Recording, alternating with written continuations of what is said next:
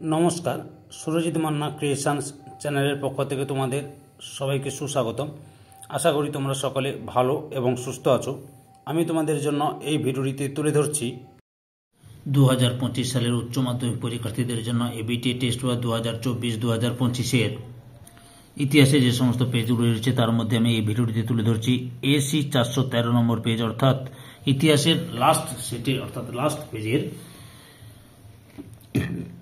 SCQ প্রশ্নের সমাধান করছি। অলরেডি আমি তোমাদের সামনে সবগুলি পেজের ইতিহাসের সবগুলি পেজের তথা সেটের এমসিকিউ প্রশ্নের উত্তর বা সমাধান করে দিয়েছি এবং আর এসি 5 থেকে এসি 414 নম্বর পেজের এসিকিউ প্রশ্নের সমাধান করে দিয়েছি।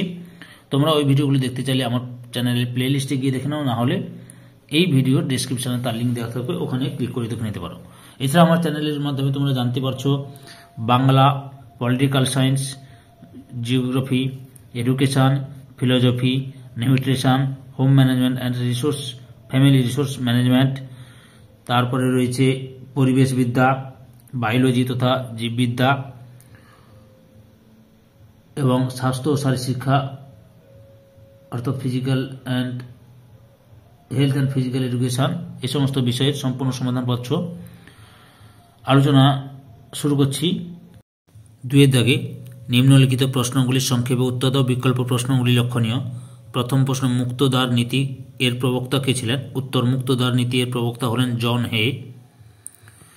2 দাগে আফ্রিকার আবরণ উন্মোচনের ইউরোপের কোন রাজার ভূমিকা ছিল? উত্তর, আফ্রিকার আবরণ উন্মোচনের ইউরোপের দ্বিতীয় লিওপোল্ডের ভূমিকা ছিল।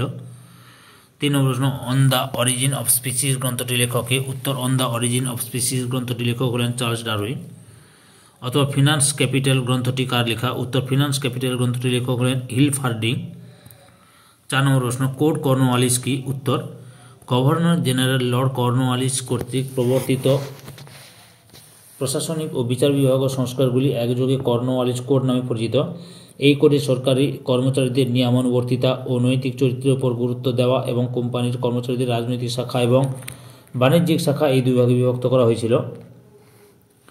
5 নম্বর 5 দাগের প্রশ্ন, কে কবে Bengal chemical and pharmaceutical works প্রতিষ্ঠা করেন? উত্তর, আচার্য প্রফুল্লচন্দ্র রায় 1901 সালে Bengal chemical and pharmaceutical works প্রতিষ্ঠা করেন। অথবা নতুন বিশ্ব কাকে বলা হয়? ভৌগোলিক আবিষ্কারের সূত্রে 2 আমেরিকা মহাদেশের অস্তিত্ব সামনে আসার পরে ইউরোপ, এশিয়া ও আফ্রিকা পুরনো পৃথিবী এবং 2 আমেরিকা নয়া পৃথিবী নামে পরিচিত হয়। নয়া পৃথিবী বা নতুন বিশ্ব নামকরণটির কৃতিত্ব দেওয়া হয় ফ্লোরেন্সের বিখ্যাত ভৌগোলিক আবিষ্কারক আমেরিকো ভেসপুচিকে। তিনি লরেঞ্জো দা মেডিচিকে লেখা একটি চিঠিতে কলম্বাস আবিষ্কৃত মহাদেশটিকে মান্দাস নোভাস বা নিউ ওয়ার্ল্ড বলে উল্লেখ করেন। 6 দাগের প্রশ্ন, কাকে বাংলা সাহিত্যের জনক বলা হয়? উত্তর, ঈশ্বরচন্দ্র বিদ্যাসাগরকে বাংলা সাহিত্যের জনক বলা হয়। অথবা শ্রীরামপুর ত্রয়ী কাদের বলা হয়?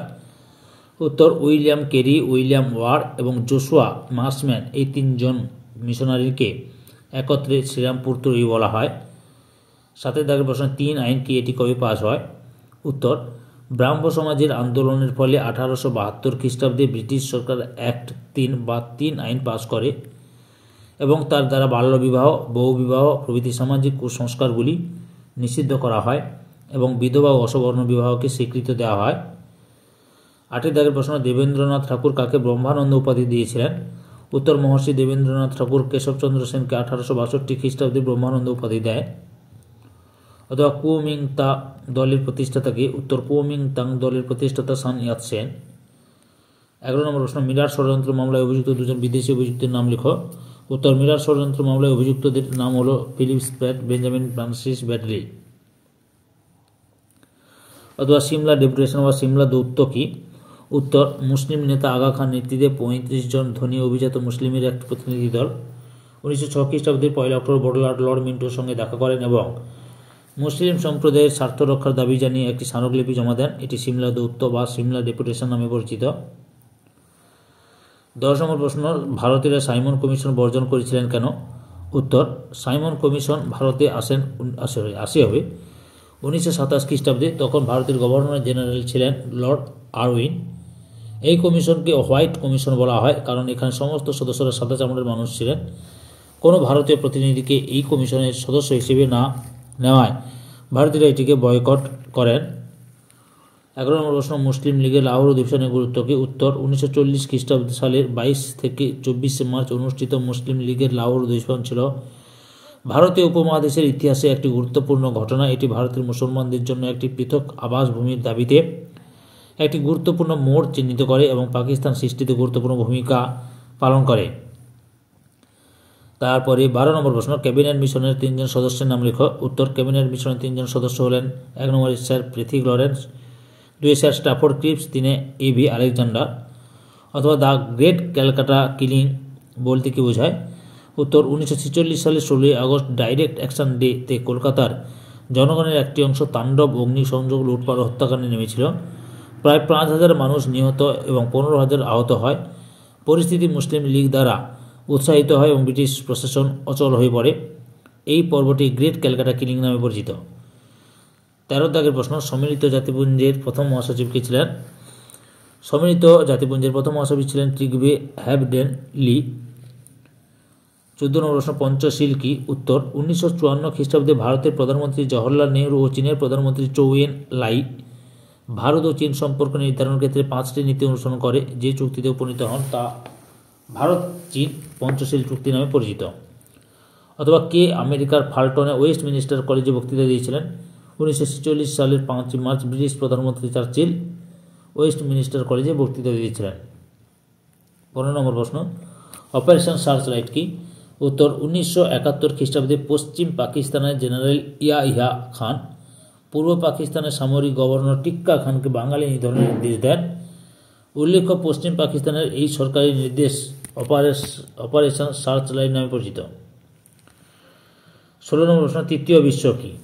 উত্তর, দ্বিতীয় বিশ্বযুদ্ধের অবসানের পর এশিয়া, আফ্রিকা ও ল্যাটিন আমেরিকার সদ্য স্বাধীনতাপ্রাপ্ত দেশগুলিকে তৃতীয় বিশ্ব বলা হয়, যেমন ভারতবর্ষ। সম্পূর্ণ ভিডিওটি দেখে আমার চ্যানেলে পাশে থাকার জন্য তোমাদের সবাইকে অসংখ্য আরও একটা প্রশ্ন রয়েছে। অথবা আন্তর্জাতিক মাতৃভাষা দিবস কোন দিনটিকে পালন করা হয়? উত্তর, আন্তর্জাতিক মাতৃভাষা দিবস 21শে ফেব্রুয়ারি পালন করা হয়। সম্পূর্ণ ভিডিওটি দেখে আমার চ্যানেলের পাশে থাকার জন্য তোমাদের সবাইকে অসংখ্য ধন্যবাদ।